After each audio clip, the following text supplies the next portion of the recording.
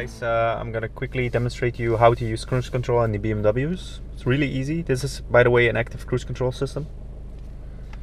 So you have your 1, 2, 3, 4, 5, 6, 7, 8, 9 buttons. So this is a multi-selector button, by the way.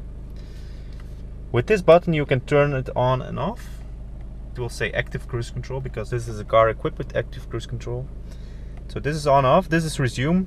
If you're driving and you suddenly brake and you want to resume your speed you were doing, you press this one. Sets the speed you're currently at. So if you're driving 110, the cruise control is ready, and you activate it like this. It will be ready to maintain its speed. With this button you can increase the speed by 1 up or 1 down, but if you press it fully you can change it by 10 digits times. Then you have, and this is only for the active cruise control functions, the functions with the distance. So this is the closest distance, and you go further away from your car ahead of you. So if I release the brake, it's currently now in drive, and it's braking for me now, if you can see. But I'm in front of a wall, but it recognizes it as a car at the moment. So sometimes it does, sometimes it doesn't. But it's an immovable object, so the radar will not activate the car into forward motion. So you can change your distance with the plus and minus button.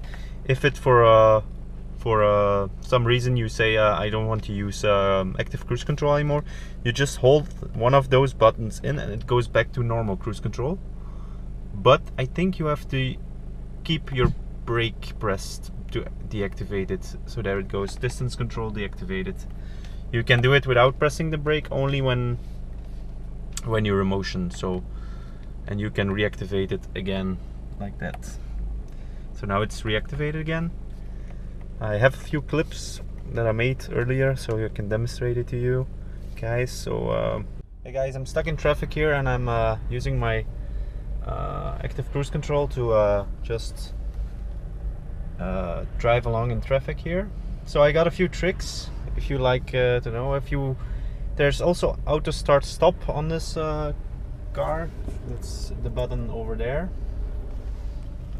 Now sometimes when you come to a stop and the auto start stop is kicked in and you just don't want it to kick in on that moment, I have a few tricks you can do. So after a while the active cruise control will cut out the power like that, but you can reactivate it by pressing or just wiggling the steering wheel, pressing the minus plus buttons, stepping on the gas, of course, accelerator.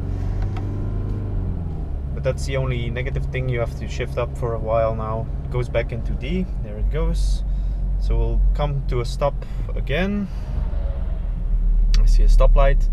It will maintain the distance to the car in front of me, and we'll come to a stop.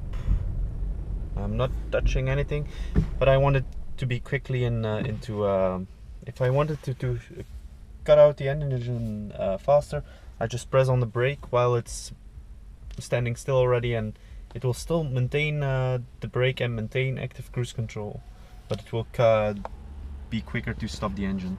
So that's a good tip. Also, you can activate the engine by wiggling on the steering wheel.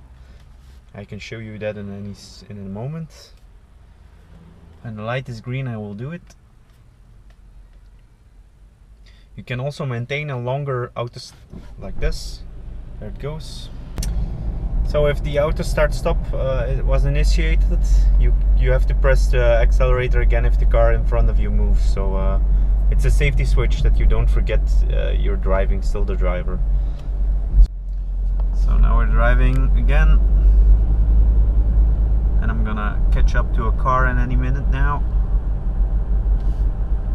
and it will maintain its distance. Also with these buttons you can adjust your distance between the car in front of you, and if you press them long, it will deactivate the active cruise control. But you can reactivate it with the distance buttons. There it goes, it sees the car even in a bend, and it will maintain its distance. So I pressed for a longer distance, so the car is really braking hard now. It will maintain a larger distance. If I press on set, it will immediately go to the speed I'm cruising at now. So if I'm doing between 55, I press again and it goes to 56. This button is just to quit the system if you have to coast it out or something, and you can always press resume to go back where your little indicator was standing. And you also have dual modes. You can press lightly to go up 1 km/h, and you can press completely through to go 10 km/h quicker or slower. You can even brake with this system. If you press this long enough, it will brake. I think it's 0.1 G or something. So I will try to approach a car now with a greater speed than mine. Maybe it will react, maybe it doesn't. Let's see. There's a Mercedes right in front of me. Nah, it doesn't. So there's the visual warning. That was the phase 1. If I didn't brake longer, I get an audible warning and a brake assistance. So, but you don't want it, because that's really close. It's really not a system that's always helping you. You have to not take it for granted. There are a few tricks you can do with this system. It reacts to there's a CAFAS camera up inside of this, up inside the mirror, and which recognizes an object. Meanwhile, this is a wall, and the radar sensor up in the front bumper.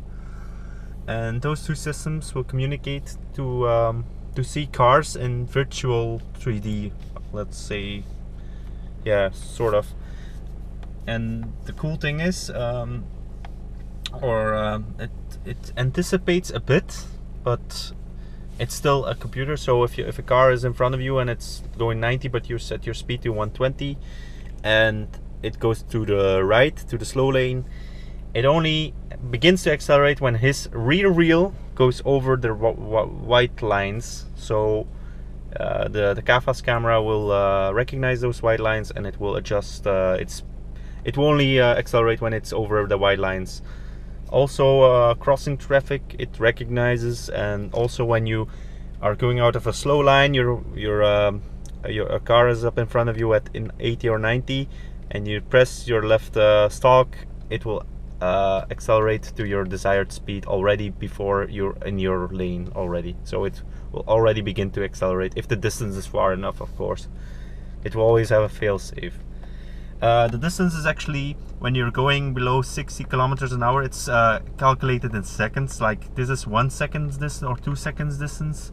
This is 4, this is 8, and this is 10 or 12. So this is a really long distance, speed distance. If you're on the highway, really long. Even the smallest one is pretty long.